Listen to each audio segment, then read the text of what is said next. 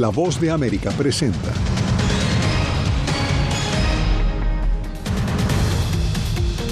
No hay inmunidad para Donald Trump. Corte de Apelaciones determina que el exmandatario podrá ser enjuiciado por presunta interferencia electoral. Cámara de Representantes de Estados Unidos vota propuesta para abrir juicio político al secretario de Seguridad Nacional por la crisis fronteriza. En Texas entra en vigencia una polémica ley migratoria. Y lluvias, inundaciones y deslizamientos de tierra deja el segundo río atmosférico del año en California.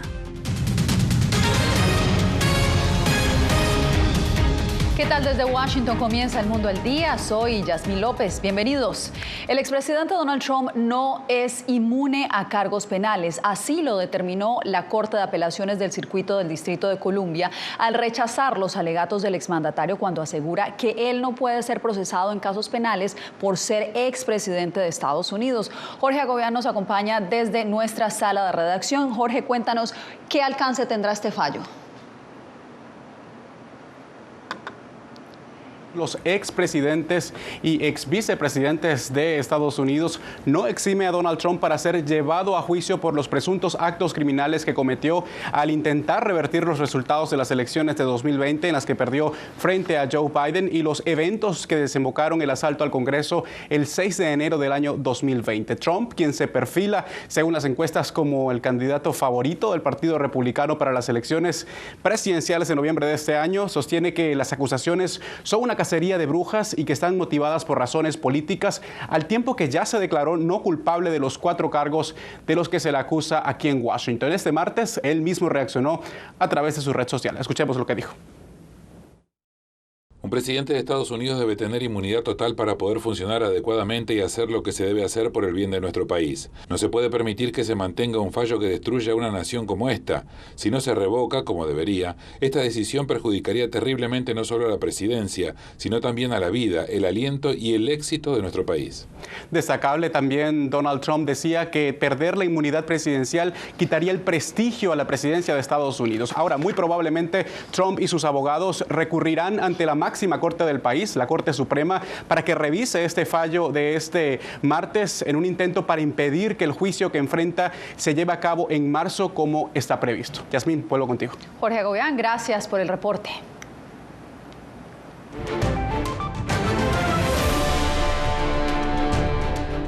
La Cámara de Representantes de Estados Unidos está lista para votar una propuesta de abrir un juicio político al secretario de Seguridad Nacional, Alejandro Mayorkas, por la crisis migratoria que se vive en la frontera. Jacopo Luzzi, cuéntanos cuál es la situación. Yasmín, la votación debería ocurrir pronto, pero por ahora siguen debatiendo en el Pleno los legisladores. La cuestión es que, Yasmín, a pesar de tener la mayoría en la Cámara Baja, ya se registran 2 defecciones dentro de la misma bancada republicana. Recordamos que la mayoría de los republicanos es minúscula, de solo 3 legisladores, entonces una defección más podría impedir el éxito de esta votación, considerando que todos los demócratas se oponen a este juicio. La Cámara de Representantes vota este martes sobre llevar o no a juicio político a Alejandro Mayorkas, el secretario de Seguridad Nacional, con la acusación de negarse intencionalmente a hacer cumplir las leyes fronterizas y desafiar los invitos a testimoniar del Congreso. A pesar de que expertos legales, incluso conservadores, admitieron que Mayorkas no ha cometido delitos ni faltas graves, lo cual es el umbral constitucional para un juicio político, los republicanos persiguen una acusación partidista de las políticas de inmigración del presidente Biden. No creo que haya habido nunca un secretario de gabinete que haya hecho de manera tan descarada, abierta, voluntaria y sin remordimientos exactamente lo contrario de lo que la ley federal le exige que haga. Entre los republicanos hay ya algunos rechazos a votar contra Mayorkas, que afirman que no hay cargos reales para incriminar al secretario. Si bien es imperdonable, esta incompetencia no es motivo constitucional para un juicio político. Si la votación tuviera éxito, Mayorkas se convertiría en el único miembro del gabinete presidencial en ejercicio en ser acusado en la historia de Estados Unidos. No tiene nada que ver con arreglar nuestro fallido sistema de inmigración. Y entonces, en este momento realmente necesitamos que los colegas republicanos decidan alejarse del caos, que es lo que quieren. Al mismo tiempo, es casi seguro que el esfuerzo republicano fracasaría en el Senado, donde los demócratas tienen el control y se necesitaría una mayoría de 2/3 para condenarlo y destituirlo de su cargo. Además de las dos defecciones que ya se conocen, un puñado de otros republicanos que han expresado preocupaciones similares aún no ha declarado cómo votará. Sin embargo, los líderes de la Cámara han expresado confianza en que Mayorkas será acusado. Jacopo, gracias. Y justamente en el Congreso, los enfrentamientos entre demócratas y republicanos por la crisis en la frontera sur se agudizan. Todo porque los mismos legisladores republicanos que impulsaron un proyecto de ley bipartidista para reforzar la seguridad fronteriza ahora lo rechazan. Paula Díaz, ¿qué futuro entonces tiene este proyecto de ley? Cuéntanos. Yasmín, pues parece un proyecto destinado al fracaso. Para ser aprobado, el Senado necesita 60 votos y los demócratas que controlan la Cámara Alta no han asegurado estos votos, mientras en la Cámara de Representantes, controlada por republicanos, el presidente ha dicho que no votarán por este plan. Un número creciente de senadores republicanos amenazan con votar en contra del acuerdo fronterizo que su propia bancada negoció. El senador republicano James Lankford negoció el acuerdo y lo defiende. Durante años ha habido lagunas que han sido explotadas en nuestras leyes de asilo. Esto cierra esas lagunas para que podamos identificar más rápidamente a los solicitantes de asilo legítimos. Otros senadores republicanos califican la iniciativa como terrible. ¿Por qué es un proyecto terrible? Porque no soluciona el problema. Entre tanto, el presidente Joe Biden asegura que los cambios migratorios propuestos por el grupo bipartidista son apropiados para asegurar la frontera. En su primer día en la Casa Blanca, Biden presentó un paquete de reforma migratoria que nunca fue aprobado. Es el conjunto de reformas más duro para asegurar la frontera hasta ahora. Todo indica que este proyecto de ley ni siquiera avanzará al Pleno del Senado, por una simple razón: Donald Trump. En la Cámara Baja, los líderes republicanos buscan sepultar el proyecto bipartidista antes de que llegue a votación. Yo no creo que esto cumple con los criterios necesarios para resolver el problema. Los cambios recomendados por un grupo de senadores demócratas y republicanos incluyen fondos para contratar casi 3.000 agentes de la patrulla fronteriza, oficiales de ICE, así como 4.300 oficiales de asilo y crear 100 tribunales de inmigración, además de ampliar la capacidad en los centros de detención, acelerar las deportaciones y cerrar la frontera si los cruces diarios se incrementan.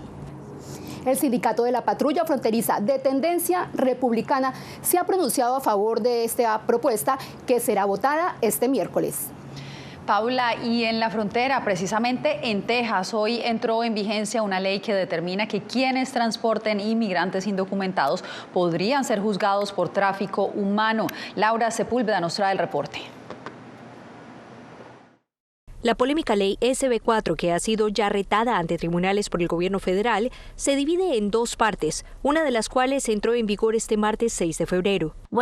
Lo que hace es aumentar las penas por el tráfico de personas y la operación de una casa de tráfico. Norma bajo la que un policía, de tener alguna sospecha, puede detener un vehículo para revisarlo y solicitar documentos. De demostrarse que el transporte de los pasajeros es con fines de traficar migrantes o drogas, el proceso legal tendrá lugar ante un juez y los acusados se expondrán hasta a una década en prisión con posibles agravantes. Yo creo que la gente que está aquí, independientemente de su estatus, está aquí por algo, trabajando, está por trabajar. La ley intentó ser retada con el argumento de que algunos conductores pudieran ser víctimas de perfil racial e incluso que pudiera interrumpirse la operación normal del transporte que prestan vehículos particulares. Pese a ello, organizaciones desestiman su funcionalidad. Intenta aumentar y la visibilidad del tema migratorio en Texas, aunque no puede ser, en mi parecer, una solución que se ocupa para reducir el flujo de personas. La segunda parte de la ley, estimada para entrar en vigor en marzo, aún está en vilo, pues será un tribunal quien defina su legalidad, con lo que se podría bloquear la ley o retrasar su implementación. Crea un delito penal por ingresar ilegalmente al estado de Texas, además de agregar la opción de expulsión de regreso a México. México, por su parte, ha mostrado resistencia para ser receptor de los retornados, por lo que la disputa legal, además de tener impacto en Estados Unidos, tiene efectos diplomáticos con el país vecino. Laura Sepúlveda, Voz de América, Austin, Texas. En el ojo de las autoridades se encuentra un grupo de migrantes en Nueva York. La policía de esa ciudad desmanteló una banda presuntamente que estaba integrada por migrantes señalados de varios delitos. Vamos en directo con Ángela González en Manhattan. Ángela, ¿qué se sabe de la banda? Yasmín, se sabe que se trata de al menos 14 personas que estarían implicadas y según el jefe de patrulleros de la policía de Nueva York, estos serían habitantes de refugios municipales y también migrantes con estatus migratorio. Sin embargo, esto está bajo investigación y se sabe también que estas personas, por sus tatuajes y por la información que le suministraron a la policía, podrían tener nexos con pandillas venezolanas. Robaban a las víctimas montados en una motocicleta, jalando bolsos y celulares. Según la policía de Nueva York, se trata de migrantes, difíciles de rastrear, que operaban en un apartamento de vivienda pública en el Bronx, donde uno de ellos desocupaba las cuentas bancarias de las víctimas y luego enviaban los teléfonos a otros estados y a Colombia. Son esencialmente delincuentes fantasmas, sin antecedentes penales, sin fotografías, sin teléfono celular, sin redes sociales. A veces ni siquiera tenemos claro un nombre o una fecha de nacimiento. Al menos 14 han sido implicados y 7 fueron arrestados, pero el presunto jefe de la banda, identificado como el venezolano de 30 años, Víctor Parra, sigue prófugo. Nos percatamos de que estos individuos forman parte de una sofisticada empresa criminal compuesta por migrantes que han llegado recientemente a Estados Unidos. Los miembros viven predominantemente en el sistema de albergues para migrantes. Creemos que algunas de las personas que participaron en eso podrían tener vínculos con pandillas en Venezuela. El conductor de la moto ganaba $100 por robo y el ladrón entre $300 y $600 por teléfono.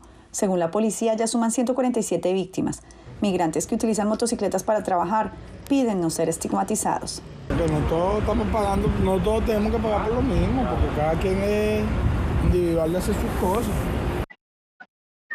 Y este operativo se da a conocer justamente después de que en un video se viera la golpiza a 2 oficiales de la policía de Nueva York, supuestamente por solicitantes de asilo, y que habrían tomado un autobús con destino a California y México. Según reportes, ellos fueron arrestados en una estación de los autobuses Greyhound en Phoenix, Arizona.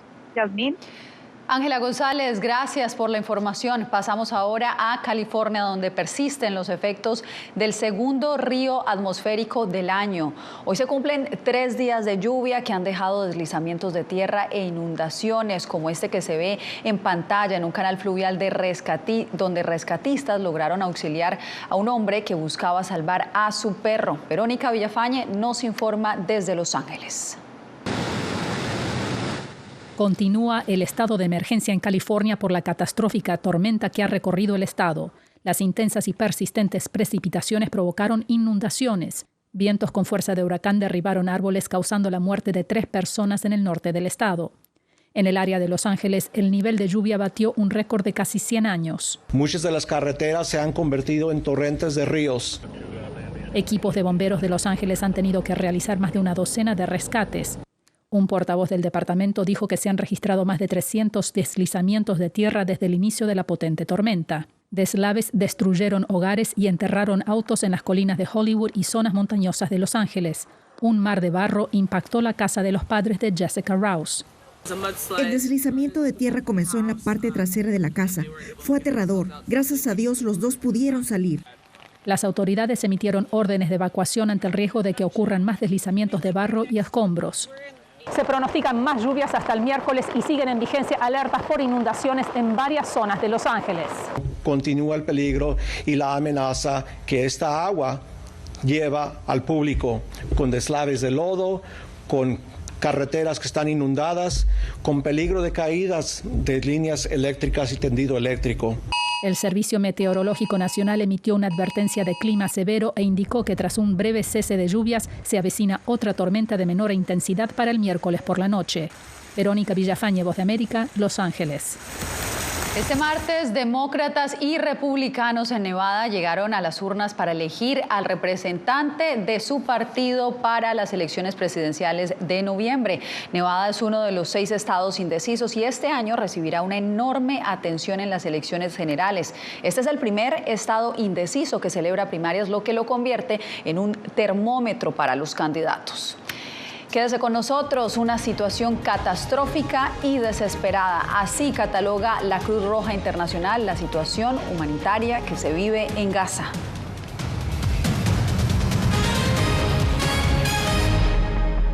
Soy Gonzalo Abarca, presentador de La Voz de América. Cada semana, desde nuestro programa Foro, programa de análisis y debate, vamos más allá de la noticia, con los temas de interés que ocurren en Estados Unidos e impactan en toda la región.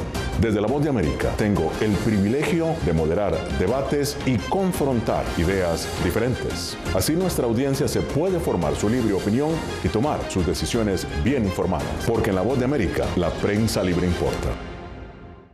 El crimen organizado asesinaba a los chicos y luego cremaba los cuerpos. Periodismo, la prensa libre importa, una coproducción de La Voz de América y Latina. Sí que es complicado hablar acá de libertad de expresión. Disponible en vozdeamerica.com. Soy Diva Lizeth Cash, periodista y presentadora de La Voz de América. Ir más allá de la noticia, escuchar las voces de las minorías y de las comunidades más vulnerables para informar sobre sus necesidades y logros es mi pasión. Se ven obligados. Desde Washington, visibilizar la diversidad étnica de Estados Unidos y de la comunidad hispana es parte de una pasión que compartimos en La Voz de América, donde la prensa libre importa. Que empiecen a callar a periodistas, que empiecen a callar medios. Periodismo, la prensa libre importa. Una producción especial de La Voz de América. Porque al final lo que está en juego no solo medios de comunicación, sino la democracia de un país. Disponible en vozdeamerica.com.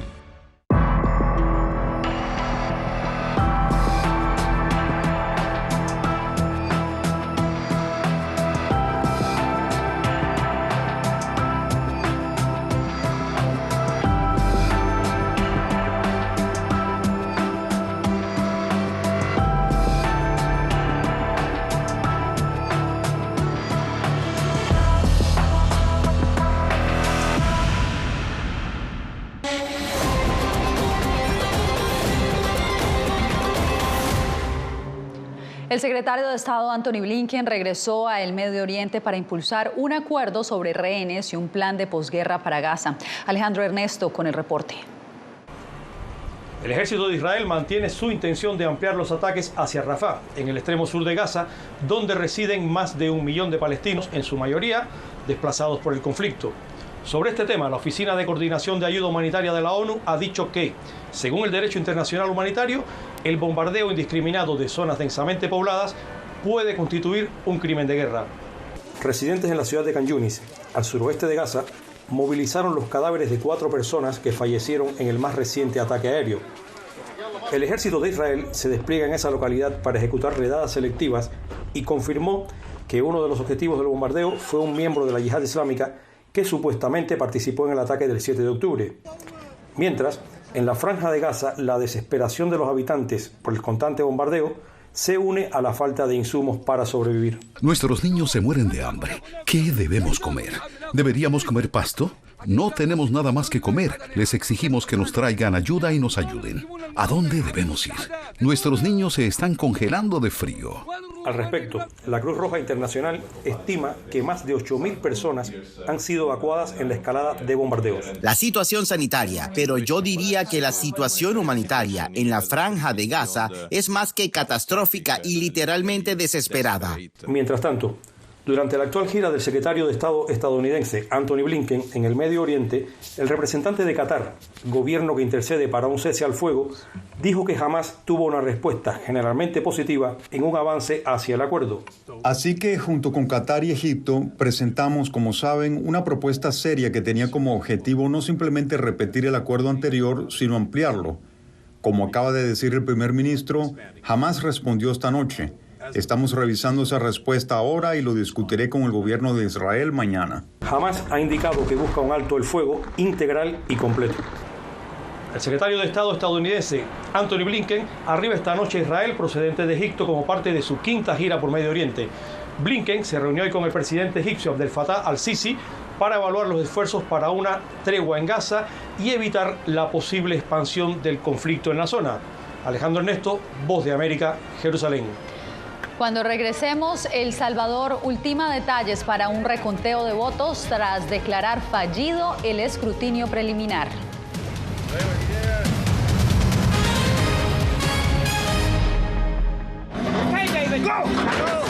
La Voz de América presenta testimonios de tolerancia directamente desde el corazón de una de las regiones más conservadoras de Estados Unidos. Historias de personas determinadas a derribar estereotipos, viviendo de manera auténtica en el hogar de los valientes. Encontraron su libertad. Disponible en todas las plataformas de La Voz de América. Nosotros no somos ninguna oposición. La prensa no es ninguna oposición. Periodismo, la prensa libre importa. Entonces hay un poco de tema también de amenazas, ¿no? Disponible en vozdeamerica.com. Desde las ciudades más emblemáticas hasta los rincones más remotos del planeta. La Voz de América te trae las noticias más recientes. Con una garantía de credibilidad y balance. Como la mayor radiodifusora de noticias de Estados Unidos a la comunidad internacional, te ofrecemos una perspectiva única sobre la realidad de este país, Latinoamérica y el resto del mundo. Ya sea a través de radio, televisión, web o redes sociales, estamos a tu lado en cada plataforma. Soy Néstor Aguilera, corresponsal de La Voz de América en el Ecuador. Informar sobre la realidad de un país exige una alta dosis de responsabilidad periodística, más aún cuando las noticias evolucionan a cada instante. Aquí en La Voz de América encuentras noticias veraces, precisas y balanceadas. Valores profesionales que me motivan a trabajar día a día para informarte de manera profunda sobre los temas que más impactan tu vida diaria. Porque en La Voz de América, la prensa libre importa. El periodismo definitivamente necesita ser libre. Periodismo, la prensa libre importa. Una producción especial de La Voz de América. La libertad se la da el Estado y la responsabilidad la asume uno. Disponible en vozdeamerica.com.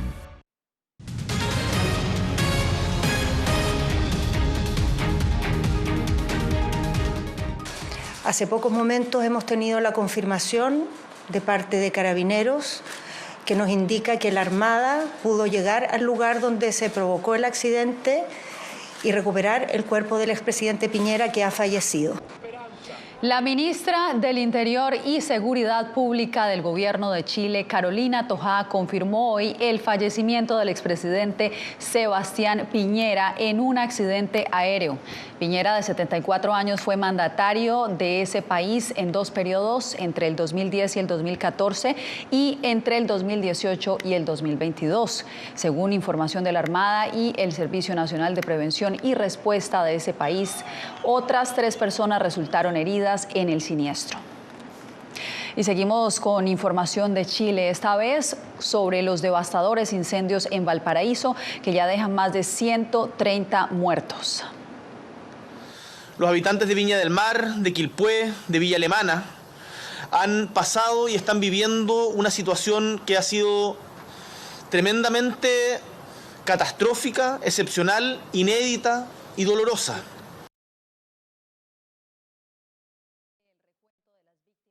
Lento y que 5 días después del inicio de los incendios se mantienen decenas de focos en combate.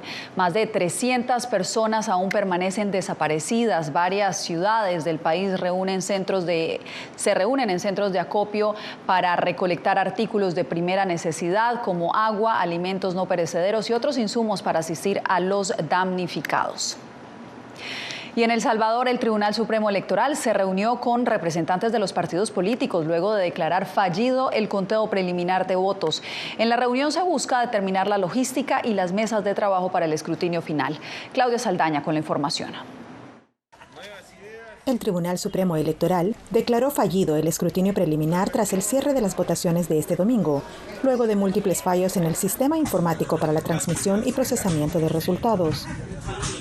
El TSE abrirá las urnas y procederá al conteo voto por voto. Se abrirán los paquetes electorales que sean necesarios con la concurrencia de los actores electorales. El TSE informó que las actas procesadas hasta el momento, correspondientes al 70% de los votos por la presidencia, están ingresados correctamente en el sistema y no se contarán de nuevo. Solamente se contará el 29% restante y la totalidad de las papeletas para elección de diputados. Partidos políticos exigen un proceso transparente en el manejo de los paquetes electorales. Que se dé un informe en tiempo real de dónde están cada una de las urnas electorales que corresponden a las JRB que se han desplegado en todo el país. Algunos sectores del país muestran preocupación por la cadena de custodia de las cajas electorales. ¿Quién tiene la información? ¿Quién tiene los paquetes electorales? ¿Quién tiene los votos donde la ciudadanía ha expresado su voluntad? Es un cuestionamiento legítimo y creo que bien vale la pena que el tribunal, en aras de la transparencia del proceso, pues expusiera públicamente cuál ha sido la cadena de custodia. El conteo iniciará hoy. El magistrado del Tribunal Supremo Electoral, Guillermo Wellman, dijo que se espera tener los resultados en 2 semanas. El gobierno no ha emitido su postura ante esta situación. Claudia Saldaña, Voz de América, San Salvador. Usted no le cambie. Al volver, entrevistamos a la actriz colombiana Sofía Vergara, quien encarna a Griselda Blanco en una nueva serie.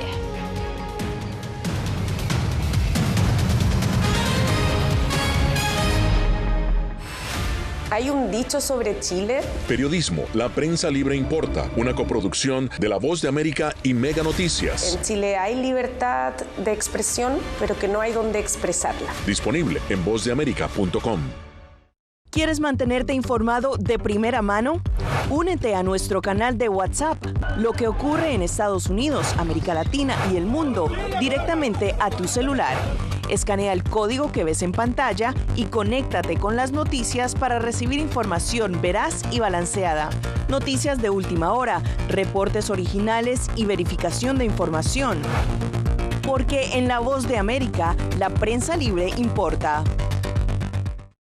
Soy Jorge Agobián, corresponsal de La Voz de América en la Casa Blanca. Nuestro trabajo es conectar a Latinoamérica con Washington. Aquí somos la voz, oídos y ojos de nuestro continente para reportar lo que se decide en Estados Unidos e impacta en nuestros países. Traemos a esta sala de prensa las preguntas que la gente se hace y hablamos en un lenguaje sencillo para explicar las políticas globales, sus defensores y detractores. Y lo entregamos a nuestra audiencia para que saque sus propias conclusiones.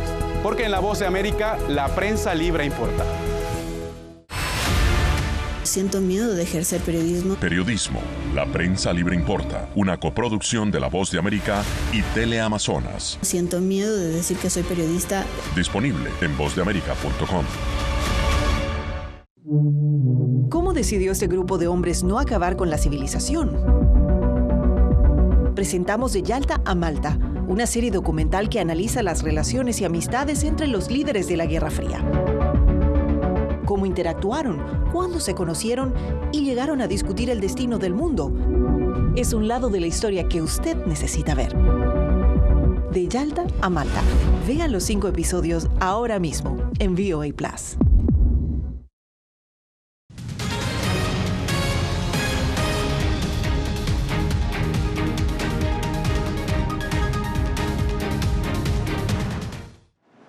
La actriz colombiana Sofía Vergara habló con nosotros sobre la producción más reciente en la que encarna a Griselda, inspirada en la vida de la narcotraficante Griselda Blanco. Anthony Belchi nos trae la historia. La actriz colombiana Sofía Vergara acaba de estrenar la serie biográfica sobre Griselda Blanco, considerada la mujer más poderosa del narcotráfico en Miami, un proyecto para el que ha dedicado más de 5 años de preparación. Su vida fue trágica, aterradora, y las consecuencias fueron realmente espantosas. Las vidas de sus víctimas cambiarán para siempre. La serie está ambientada en los años 80 en la ciudad de Miami, en Florida, donde Griselda pasó una larga temporada escondida junto a sus hijos, liderando una red de tráfico de droga desde Colombia a Estados Unidos. Vergara asegura que su intención era mostrar cómo una mujer podía entrar en este mundo dominado principalmente por hombres. Pero entender cómo una mujer entró en ese mundo y llegó hasta la cima es una historia que no creo que mucha gente supiera. La actriz asegura que en los años 80 se vivió una de las épocas más peligrosas que se recuerdan en el sur de la Florida, sobre todo por la impunidad con la que actuaban los jefes de los cárteles, y eso también se refleja en la serie de 6 capítulos disponible en Netflix. Los valores de producción de esta serie fueron tremendos, porque Miami durante ese tiempo tenía una apariencia muy distinta en términos de la forma en que vivía la gente del cártel, también su vestuario, las ubicaciones, los estilos. La serie fue rodada en Hollywood y culmina con el arresto de la protagonista por parte de las autoridades en un motel de California. Anthony Belchi, Voz de América, Miami. Pues de esta manera cerramos esta emisión del Mundo al Día. Gracias por acompañarnos. Los veo nuevamente mañana.